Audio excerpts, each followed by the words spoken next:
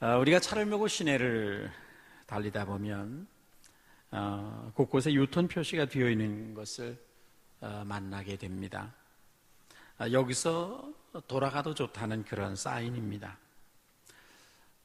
당신의 방향을 잘못 잡고 왔다면 지금 이곳에서 되돌아가도 좋다. 여기서 돌아가야 된다. 그런 의미로 유턴 표시를 해놓았습니다. 그래서 그 가는 방향을 잘못 들은 사람은 반드시 그 유턴 표시가 있는 곳에 가서 차를 돌려야 됩니다. 그래야 바른 목적지를 향해서 갈 수가 있습니다. 돌아가라는 유턴 표시가 있음에도 불구하고 이제까지 달려온 그 시간이 아까워서 그 길을 계속 고집하여 간다면 그는 점점 그 목적지에서 멀어지게 될 것이고 나중에는 되돌아오기가 점점 힘들어지게 됩니다. 우리의 삶의 길에는 우리는 너의 가는 길을 돌이키라고 하는 이 하나님의 사인을 만날 때가 있습니다. 그 하나님의 유턴 표시는 여러 가지로 우리에게 보여지게 되는데요. 우리 영혼 깊은 곳에서부터 들려오는 우리 영혼의 소리, 음성을 통해 들려질 수도 있고 내 인생의 방향을 바꾸라고 하는 이 하나님의 유턴 사인은 우리 안에서 일어나는 소명감으로 우리에게 임할 수도 있습니다. 또는 믿음의 사람의 충고나 또 우리의 생에서 때때로 발생하는 이 충격적인 사건을 통해서 우리는 하나님의 사인을 받게 됩니다.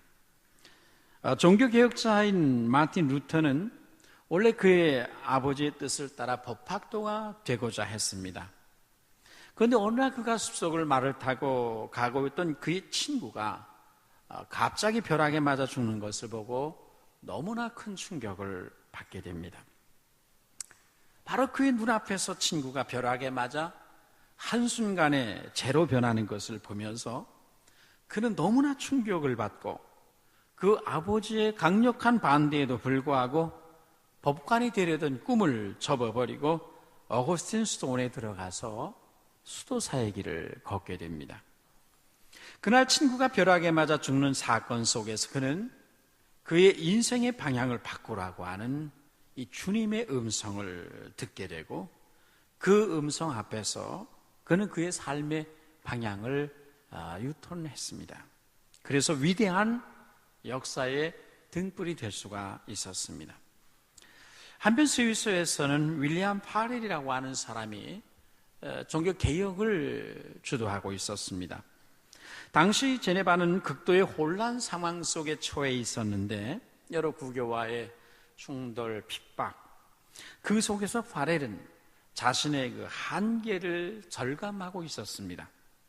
그러던 차에 프랑스에서 저술 활동을 하고 성경을 가르치던 칼빈이 로만 캐톨릭의 박해를 피해서 독일로 가던 중에 이 스위스의 제네바에 잠시 들렸다는 소식을 이 파렐이 듣게 됩니다. 윌리엄 파렐은 칼빈보다 약 20년이나 연상의 사람으로서 아주 불타는 열정을 가지고 하나님의 진리를 가르치고 개혁을 이끌던 사람이었습니다.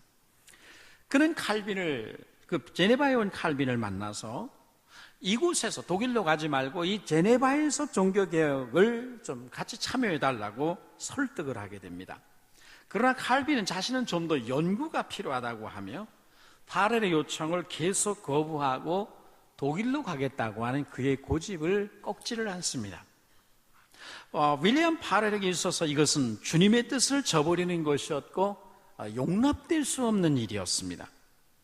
칼빈은 끝내 자신의 주장을 굽히지 않게 되자 그 파렐은 큰 소리로 소리를 치게 됩니다. 요나야, 당신이 어디를 가려는가? 만일 당신이 우리와 함께 일에 헌신하기를 거부한다면 하나님께서 당신의 인생을 저주할 것이다 라고 병력 같은 소리를 지르게 됩니다. 후에 칼빈은 자신이 이 파렐의 무서운 언명에 질려서 소름이 끼쳤다고 말하고 마치 하나님이 위로부터 당신의 손을 자기 위에 뒤덮는 것 같은 그런 것을 느꼈노라고 고백을 했습니다.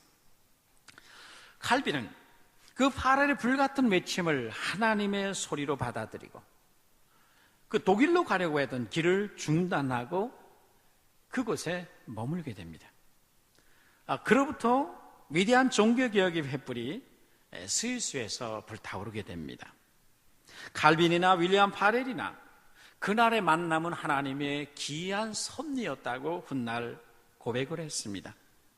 그때 요한 칼빈이 파렐의 저주에 가까운 불같은 언명을 듣고 그 인생의 방향을 돌리지 않았다면 종교개혁의 역사는 전혀 다른 방향으로 진행되었을 것이고 칼빈은 오늘날과 같은 이름을 교회사에 남기지 못했을 것입니다.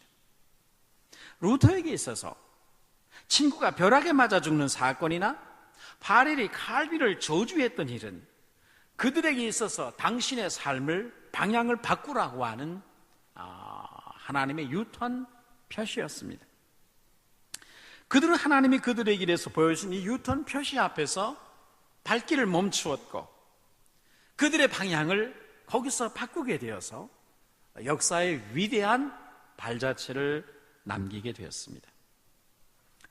오늘 본문은 아브라함의 아내 사라의 몸종인 하갈이 주인의 집에서 도망 나와서 광야를 떠돌다가 그를 찾아오신 하나님을 만나 그분의 음성을 듣고 그의 가던 길의 방향을 되돌려서 주인의 장막으로 돌아가는 그런 장면을 보여주고 있습니다. 하갈은 애굽 출신의 여인입니다. 지난날 아브라함이 흉년을 만나 애굽에 내려갔다가 거기서 얻어온 몸종이었습니다. 그는 그동안 아브라함의 가정을 따라서 애굽을 떠나 낯선 땅 가나안 땅에 올라와서 그의 여주인인 사라를 마음을 다해 섬겼습니다. 그러던 중에 아이를 낳지 못하던 그 여주인을 대신해서 아브라함의 아이를 몸에 임신하게 되었습니다. 이 비천한 여종이 주인의 아이를 임신하게 되자 마음이 높아지게 되었고 자기 여주인을 멸시하기 시작을 했고 그 가정에 가정불화를 일으키게 됩니다. 결국 주인인 사라는 이 여종 하갈을 학대하게 되고 그것을 견디다 못한 하갈은 주인의 집을 도망쳐 나와 광야를 떠돌게 되었습니다. 깊은 상처와 실망감, 여주인의 말을 듣고 그 주인의 아이까지 임신을 했는데 그를 박대하는 그 여주인의 학대를 통해서 이 하갈은 말할 수 없는 인생의 상처와 실망감, 괴로움과 아픔을 가지고 주인의 집에서 도망쳤습니다. 얼마나 그 마음이 괴롭고 답답했으면 주인의 아기를 임신한 여인이 주인의 장막을 도망쳐 나가겠습니까? 그는 광야를 떠돌면서 갈 곳이 없는 정처 없는 나그네가 되었습니다. 그가 인생의 고달픔과 아픔과 상처와 슬픔을 안고 광야를 떠돌고 있을 때 여호와의 사자가 광야에서 그를 찾아와 그에게 질문했습니다. 사레 여종 하갈아, 네가 어디서 왔으며 어디로 가느냐? 여러분, 이 질문은 하나님을 등지고 사는 사람들, 자신이 갈 인생의 방향과 목적을 잃어버린 채 방황하는 사람들, 인간관계에서는 상처와 아픔과 슬픔과 괴로움을 안고 사람을 피하고 환경을 피하고 사명을 피해서 은혜의 자리, 축복의 자리를 떠나는 사람을 향한 하나님의 질문입니다. 지난날 기쁨과 감사 속에서 하나님을 예배하고 섬기던 자리에서 여러 어렵고 힘든 억울한 일을 당하고 상처를 받고 그 기쁨과 즐거움의 섬김, 그 감격 있는 예배, 그 영성의 자리에서 떠나간 사람들을 향한 우리 하나님의 질문이기도 합니다. 너는 어디서 와서 어디로 가느냐? 이 첫 번째 질문을 여러분 보십시오. 주님은 그를 가리켜 사레 여종 하갈아라고 부르셨습니다. 그냥 하갈아 그렇게 말씀하신 것이 아니라, 부르신 것이 아니라 사레 여종 하갈이라고 그를 지정하셨습니다. 아마 하갈은 여호와의 사자가 자신의 이름을 부르는데 너무나도 깜짝 놀랐을 거예요. 하나님이 자신의 주인 아브라함 같은 위대한 인물인 믿음의 조상인 아브라함의 이름을 안다고는 생각을 했겠으나 그 아브라함 가정의 비천한 여종에 불과한 계집종인 자신의 이름을 하나님께서 아시고 자신의 이름을 불러주신다는 사실은 이 하갈에 있어 너무나도 충격적이고 감격적인 일이었습니다. 하나님이 내 이름을 아시다니. 여러분, 이름을 아신다는 것은 이름을 안다는 그 인생 전체를 안다는 말이죠. 그런데 하나님께서 그 이름을 부르실 때 그냥 하갈아라고 부른 것이 아니라 사레의 여종 하갈아라고 부르셨단 말이죠. 이 말은 그가 누구인가를 상기시키는 말씀이고 그가 사레의 여종으로서 그가 본래 있어야 할 자리가 어떤 자리인가 어디인가를 그에게 생각하게 하는 그런 말씀이었습니다. 여러분, 그런 신분이 아브라함의 아내 사레의 여종입니다. 사레를 섬기는 종의 신분이었습니다. 그러므로 그가 있어야 할 자리는 그 광야가 아닙니다. 아브라함의 장막이요 사라의 곁에서 그를 섬기는 자리입니다. 그가 아무리 아브라함의 아이를 몸에 잉태했다고 해도 그런 종입니다. 그는 주인이 아닙니다. 그것을 하갈은 잊지 말아야 했습니다. 그런데 그는 자신이 주인의 아이를 몸에 임신하자 마음이 높아지기 시작했고 마음이 높아지자 자신의 위치와 신분을 망각하게 됩니다. 그래서 경거망동하게 행동을 하다가 주인으로부터 학대를 당하게 되고 그 상처와 아픔을 안고 이제 주인의 장막에서 도망가는 신세가 된 것입니다. 그래서 하나님이 그의 이름을 불러주시되 사레의 여종 하갈아 라고 부르신 것이죠. 하갈아, 네가 누구냐? 너는 사레의 여종이 아니냐? 네가 아무리 주인의 아이를 임신했어도 너는 사레의 여종으로 섬기는 자인 것을 잊지 말아야 한다. 그런 말씀이겠죠. 여러분, 우리의 삶의 길에서 가장 중요한 것은 내가 누구냐를 아는 것입니다. 내가 하나님 앞에 누구냐는 것입니다. 자기가 누구인가를 알아야 자신이 있어야 할 자리를 제대로 차지할 수가 있습니다. 여러분, 우리가 자신이 누구인가를 알지 못하면 그는 자신의 본분을 잊어버리게 되고 자신이 마땅히 있어야 할 자리를 떠나게 되고 축복의 자리를 떠나 광야로 나가게 됩니다. 도망가는 인생이 되는 거거든요. 그래서 오늘날도 어떤 사람들은 하나님의 얼굴을 피하여 도망가고 어떤 사람들은 자신의 사명과 본분을 망각하고 사명의 자리를 떠나 도망가고 어떤 사람은 인간관계의 상처와 아픔 때문에 사람들을 피하고 환경을 피하기 위해 도망가기도 합니다. 지난날에는 기쁨과 감사 속에 예배하고 섬겼는데 여러 가지 인간관계 어려움들로 말미암아 그 기쁨과 감사 속에서 예배하고 섬기는 그 영성을 떠나게 됩니다.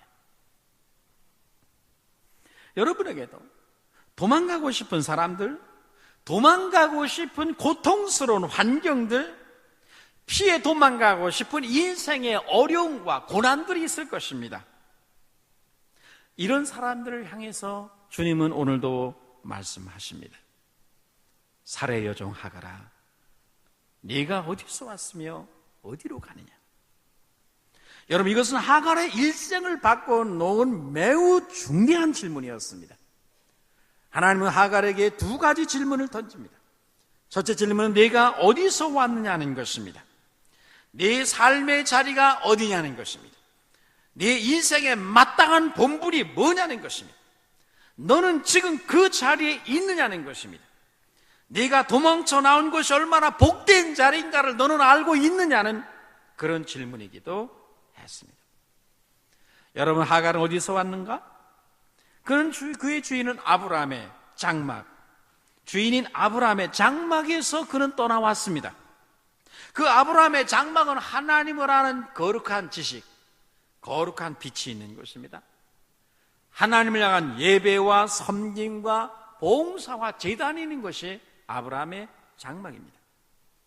비록 힘든 일이 거기 있고 마음 아픈 상처와 괴로움과 견디기 어려운 고통이 있을지라도 그 장막은 구원의 빛이 있는 장막이고 사명의 자리이고 그가 즐거움으로 섬김을 갖고 있어야 할 그런 자리였습니다. 그런데 하갈은 그것을 떠났습니다. 인간적인 상처와 괴로움과 고통 때문에 그 장막을 떠났습니다. 여러분 가운데는 인간관계의 아픔과 괴로움과 상처 때문에 또는 삶의 고통과 괴로움 때문에 내가 누구인가를 생각하지 아니하고 자신의 본분을 이탈하고 내가 있어야 할 즐거움과 감사와 기쁨 가운데 예배하고 섬겨하는 그 영성의 자리를 떠나 광야와 같은 메마른 상황 속에 처해 있지는 않는가? 우리는 돌아볼 필요가 있습니다. 오늘날 사람들에 대한 실망감과 분노와 상처 때문에 또는 부당한 대우와 억울한 일을 당한다고 생각해서 그 마음의 상처와 괴로움과 아픔을 가지고 하갈처럼 섬김의 자리를 떠나고 감사와 기쁨으로 예배하고 섬기던 자리를 떠나서 그 영혼이 정처 없이 광야에서 방황하는 하갈의 길을 걷는 사람들이 이 땅에 많이 있다는 말이죠. 그래서 하나님은 내가 어디서 왔느냐라고 우리를 향해서도 질문하고 있는 것입니다. 하나님의 두 번째 질문은 내가 어디로 가는 것이냐는 것이었어요. 그가 지금 가고 있는 그 길, 그가 지금 향하고 있는 곳이 어디냐는 것입니다. 네가 지금 가는 길은 축복이 있고 임재가 있고 빛이 있는 것이냐? 라는 질문이기도 합니다. 네가 지금 가는 방향에는 무엇이 있느냐? 너는 그 모든 것을 알고 그쪽을 향하고 있느냐라고 질문하고 계십니다. 하갈의 질문 앞에서 이렇게 대답을 했습니다. 난 나의 여주인 사레를 피해서 도망하나이다. 이 말은 네가 어디서 왔느냐라는 질문에 대한 대답입니다. 네가 어디로 가느냐에 대한 질문은 대답을 할 수가 없었습니다. 그는 주인의 집에서 종으로서 섬김의 자리에서 도망해 왔습니다. 그래서 나의 여주인 사레를 피해 도망합니다라는 말까지는 대답을 할 수가 있었습니다. 그런데 내가 어디로 가느냐에 대한 질문에는 대답을 할 수가 없었습니다. 왜냐하면 그 자신도 막상 장막을 떠나 나왔지만 어디로 가야 되는지 그에게 목적과 의미를 잃어버렸기 때문입니다. 아브라함의 장막을 떠났을 때 그에게는 갈 곳이 없어졌습니다. 그는 정처 없는 나그네가 되었습니다. 그가 이제 어디를 향해 가야 되는지는 자신도 모르는 사람이 되었습니다. 여러분, 우리가 어떤 자리를 떠난다는 것은 쉬운 일일 수 있습니다. 그러나 일단 그곳을 떠난다면 막상 갈 곳이 애매해집니다. 영적인 기쁨과 즐거움이 있는 그런 자리를 떠나기는 쉽습니다. 즐겁게 봉사하던 자리를 떠나기는 쉽습니다. 그런데 막상 그것을 떠나면 갈 곳이 애매해집니다. 여러분, 교회 생활에서 얼마든지 다른 사람과의 관계에서 상처를 받을 수 있고 인생의 괴로움과 아픔을 경험할 수도 있습니다. 그러나 그렇다고 해서 섭섭함 때문에, 억울함 때문에 하나님의 자녀로서 마땅히 있어야 할 즐거움의 예배와 기쁨의 섬김의 자세, 그 영성의 자리를 떠난다면 어디로 가겠습니까, 여러분? 여러분, 정처 없이 광야에서 떠도는 하갈처럼 될 것입니다. 우리가 하나님을 등지면 내 인생의 의미와 목적을 상실하게 되고 내가 갈 길이 없어진다는 사실을 여러분 기억해야 됩니다. 이런 하갈을 향해서 하나님이 하시는 명령이 무엇입니까? 내 여주인에게로 돌아가라는 것입니다. 자신이 어디로 가는지 알지 못한 채 무턱대고 광야에 나와 방황하는 지난날의 기쁨과 감사를 잃어버린 상태에 처한 하갈을 향해서 주의 사자는 명했습니다. 네 여주인에게로 돌아가서 그에게 복종하라. 네 여주인에게 돌아가라. 네 여주인에게로 돌아가라. 이 말은 본래 위치로 환원하라는 명령입니다. 내가 있어야 할 섬김의 자리로 돌아가라는 말입니다. 지난날 내가 즐거움과 기쁨과 감사 속에 겸손함으로 네 주인을 섬기던 그 자리로 돌아가라는 거예요. 비록 그 자리가 힘들고 비록 그 자리가 고통스럽고 지난날의 상처로 인한 괴로움과 아픔이 있어도 내가 하나님을 섬기는 종인 것을 알고서 그 종의 본분으로 돌아가야 된다는 것이 하나님의 명령이었습니다. 네 인생을 유턴하라. 네 영적인 삶을 돌이키라. 내 삶의 방향을 다시 정하라. 너의 마음을 새롭게 하고 현재 너의 생각을 바꾸고 본래의 즐거움과 기쁨이 있는 그 자리로, 그 영적인 자리로 돌아가라는 그런 말씀입니다. 우리는 지난 6개월을 지나왔습니다. 연초에 우리는 새로운 각오와 희망을 가지고 정말 한 해를 하나님 앞에 복되게 살고자 저마다 결심을 했습니다. 그런 가운데 6개월이 지나온 동안에 여러 가지 우리의 마음이 식고 열정을 잃어버리고 여러 인간의 괴로움과 아픔과 상처들로 말미암아서 지금 우리가 하나님의 은혜의 임재의 장막 안에 거하지 아니하고 광야에 나와 있는 그런 사람들이 이 자리에도 분명히 있을 것입니다. 지난날엔 예배가 즐거움이었는데, 지난날에는 봉사가 기쁨이었는데, 그런데 지금은 그 즐거움을 잃어버렸습니다. 그 감사를 잃어버렸습니다. 이제 그 지난날의 즐거움으로 섬기던 그 자리를 떠나 있는 분들이 여기도 있을지 모릅니다. 주님은 그런 분을 향해서 이제 네가 있어야 할 그 자리로 돌아가라. 기쁨과 즐거움 속에 예배하며 섬기는 그 본래 영성의 자리로 돌아가라고 오늘 우리들에게 명하고 계십니다. 여러분은 지금 어디 계십니까? 하나님이 지금 여러분을 향해 돌아가라고 명하시는 것은 여러분 없습니까? 첫사랑의 기쁨과 감격을 잃어버린 사람은 그 첫사랑의 자리로 돌아가라고 명하십니다. 사명을 잃어버린 사람은 그 처음 사명의 자리로 돌아가야 한다고 말씀할 수 있습니다. 인간관계가 힘들어져 하나님을 도망하고 분노와 실망 속에서, 상처 속에서 그 본분을 이탈한 사람은 이제 다시 그 생각을 바꾸고 마음을 바꾸고 그 가는 방향을 바꾸라고, 그래서 본래의 즐거움과 기쁨이 있는 바로 그 자리로 돌아가라고 하나님은 여러분에게 명하실 수 있습니다. 그리고 가서 그 수하에 복종하라고 했습니다. 주인의 아이를 내가 임신했다고 내가 마음을 높여서 네 안주인을 대적하거나 멸시하지 말고 내가 그의 종이요 네가 섬기는 자인 것을 알고 복종하라는 것입니다. 종으로서, 섬기는 자로서 너의 본분을 다하라는 것입니다. 여러분, 하갈이 아브라함의 장막으로 돌아간다는 것은 힘든 일입니다. 그의 주인 사례는 그를 더욱 박대할지 모릅니다. 주인의 아이를 임신하고서도 안주인을 가서 종으로 섬겨야 한다는 것은 더더욱 고달픈 삶이 될 수 있습니다. 지난날보다 더 많은 슬픔과 더 많은 눈물과 아픔을 견뎌내야 할지도 모릅니다. 그럼에도 불구하고 그런 아픈 상처를 끌어안고 돌아가 복종해야 됩니다. 그것이 비록 힘든 일이고 그것이 쉬운 일은 아닐지라도 그러나 거기에 축복이 있다고 주님은 말씀하십니다. 그래서 힘들어도 돌아가고 아파도 본래 영성인 그 자리로 가라는 것입니다. 여호와의 사자는 10절에서 하갈에게 축복을 약속합니다. 내가 네 자손으로 크게 번성케 하여 그 수가 많아 셀 속에 되리라고 약속하십니다. 하나님은 그가 아브라함의 장막으로 돌아가 사례의 수하에 복종하며 그를 섬길 때 비록 힘들고 고통스럽기는 하겠으나 거기 하나님의 은혜가 있고 거기에 하나님의 축복이 있을 것임을 그에게 약속했습니다.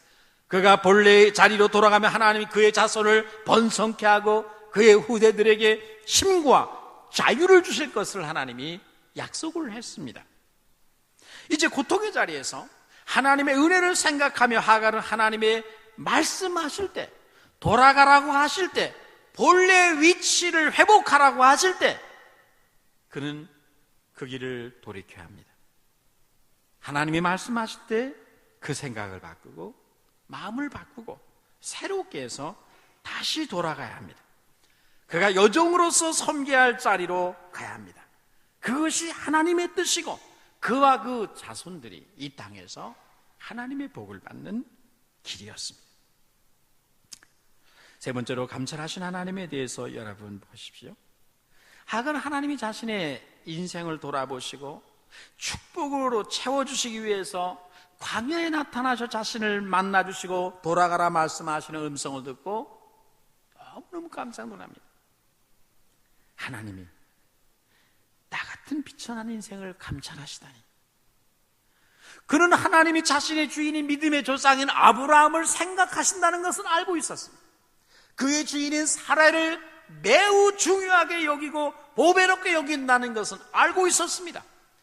그러나 비천한 여종인 자신을 하나님이 귀하게 여기시고 자신을 돌아보신다는 것은 이제까지 미처 생각지 못한 사실이었습니다. 이제까지 알았던 하나님을 이제 그는 다시 알게 됩니다. 이제까지 알고 있던 하나님이 이제는 아브라함뿐만 아니라 내 주인뿐만 아니라 비천한 내 인생을 돌아보시고 내 인생의 괴로움과 아픔도 이해해 주시고 나의 상처도 인정해 주시는 하나님으로 그는 그 하나님을 새롭게 인식하게 되었습니다. 그래서 그는 그날부터 그의 하나님을 감찰하시는 하나님이라, 내 인생을 살펴주시는 하나님이라 그렇게 불렀습니다.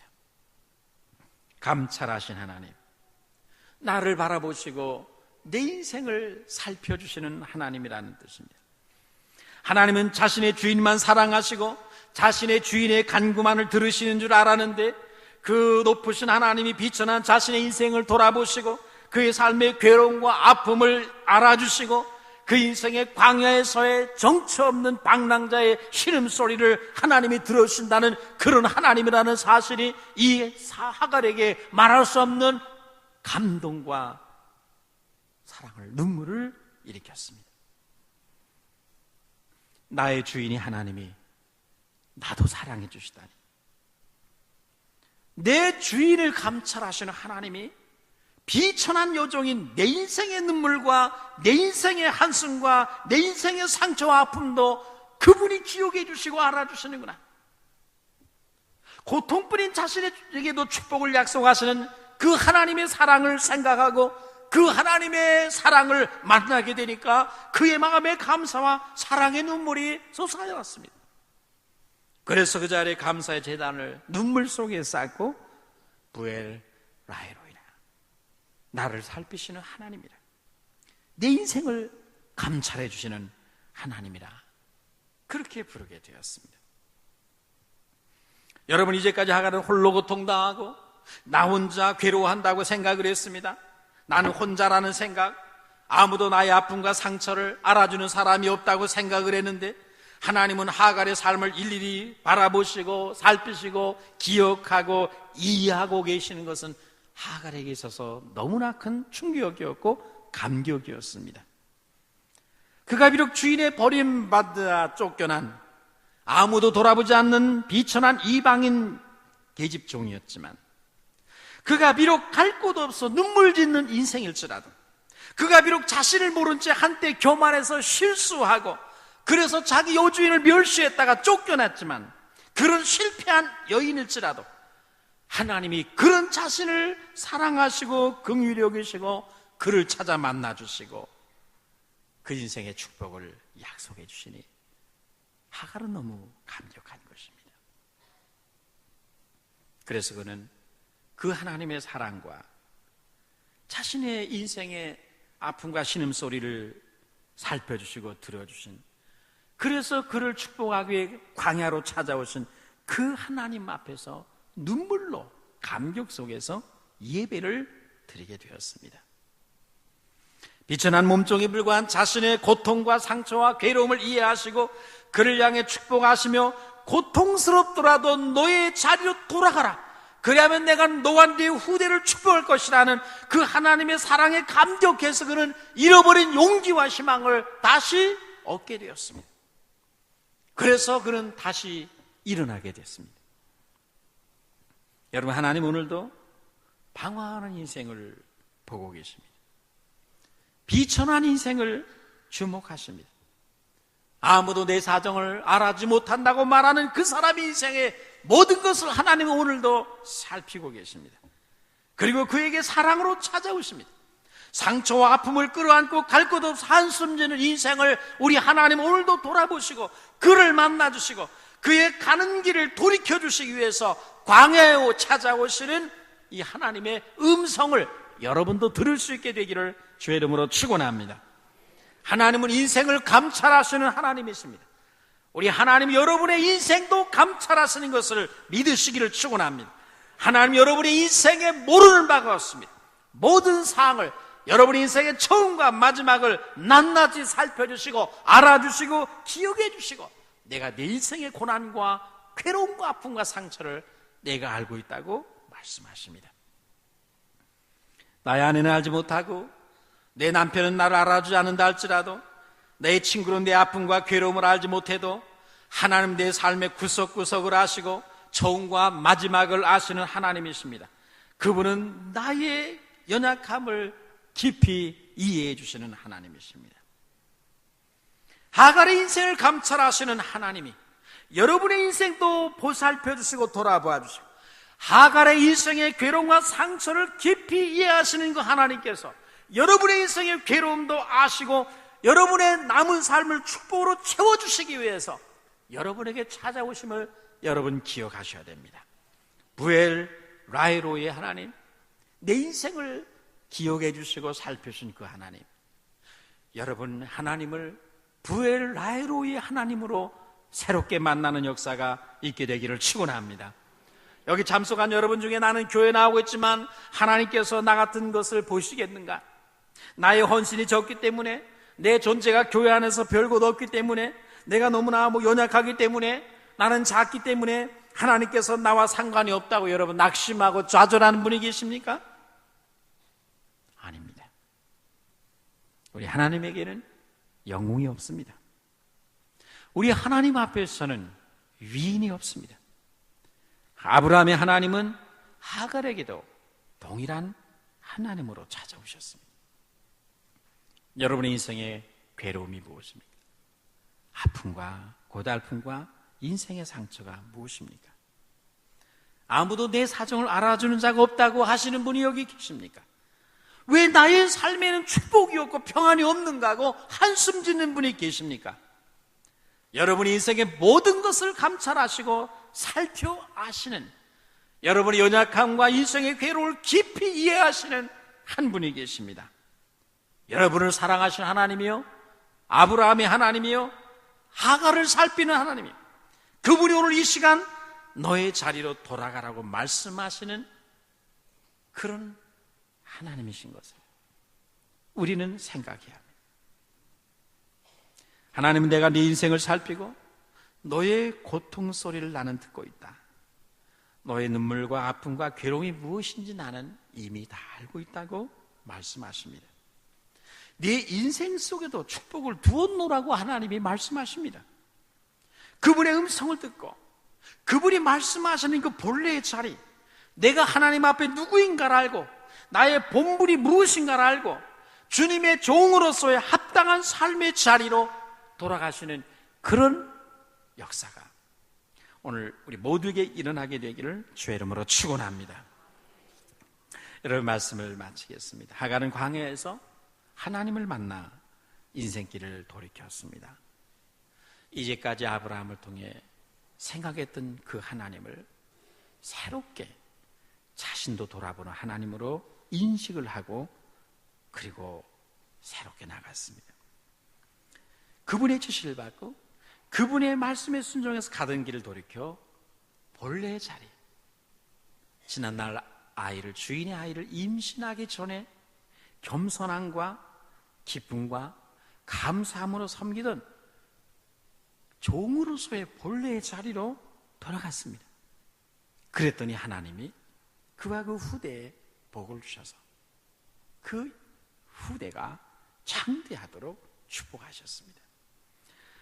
우리 오늘 내 인생을 낱낱이 살펴하시고 내 인생의 괴로움과 수고와 무거운 짐들을 깊이 이해하시고 인정해 주시고 알아주시는 우리 하나님의 말씀을 듣고 우리의 방향을 새롭게 조정하고 나의 생각과 나의 마음의 방향을 새롭게 정립함으로 우리의 삶에 우리 하나님이 기뻐하시는 새로운 축복의 역사가 일어나게 되기를 주의 이름으로 축원합니다. 전반전을 살아온 우리들, 그래서 우리가 여기서 우리의 방향을, 우리의 생각과 마음을 다시 한번 돌아봄으로 우리 금년 2014년에 후반기에 우리의 삶은 하나님의 위로와 주님의 축복과 능력이 함께하는 복된 삶이 되기를 주의 이름으로 축원합니다. 기도하겠습니다. 거룩하신 하나님 아버지, 은혜를 감사합니다. 지난날 비천한 여종인 하갈, 주인의 장막에서 도망 나와 정처 없는 길을 걸어가고 있던 비천한 여종을 찾아가셔서 그 인생을 축복의 자리로 돌이켜주시던 우리 하나님의 인자와 자비를 살펴보았습니다. 거룩하신 하나님, 오늘 우리가 6개월을 지나온 시점에서 금년 초에 우리가 했던 희망과 각오와 감사와 즐거움의 자리에 오늘 우리는